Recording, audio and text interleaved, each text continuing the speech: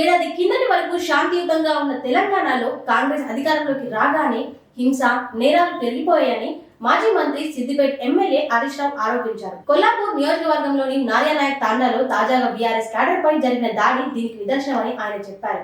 కాంగ్రెస్ వస్తే మార్పు వస్తుందని చెప్పిన రేవంత్ రెడ్డి ఇప్పుడు కాంగ్రెస్ శ్రేణులకి ఉసుగొల్పుతూ నిజంగానే మార్పు తెచ్చారు.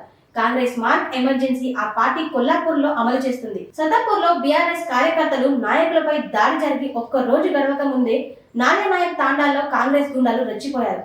ప్రజాస్వామ్యంలో ఇలాంటి దాడులు గమనార్హం అని హరీష్ రావు పేర్కొన్నారు. మంత్రి జూపల్లి కృష్ణారావు అనుచరుల దాడులు పెరిగిపోతున్నా పోలీసులు నిమ్మకు నీరెత్తినట్లు ప్రవర్తిస్తున్నారు. ప్రజాస్వామ్యంలో ప్రచారం చేసుకునే హక్కు ప్రతి పార్టీకి ఉంటుంది. ప్రజల సమస్యల పరిష్కారం కోసం పోరాటం చేయడం ప్రతిపక్షాల కర్తవ్యం. బీఆర్ఎస్ ఈ పనులు చేస్తుంటే కాంగ్రెస్ కు జీర్ణం కావట్లేదు. తమ వైఫల్యాలు ప్రజలకు తెలుస్తాయని భయపడుతూ దాడులకు పాల్పడుతున్నారు. బీఆర్ఎస్ ఉద్యమ పార్టీ ఇలాంటి ఎన్నో అణచివేతలను ఎదుర్కొని నిలిచింది.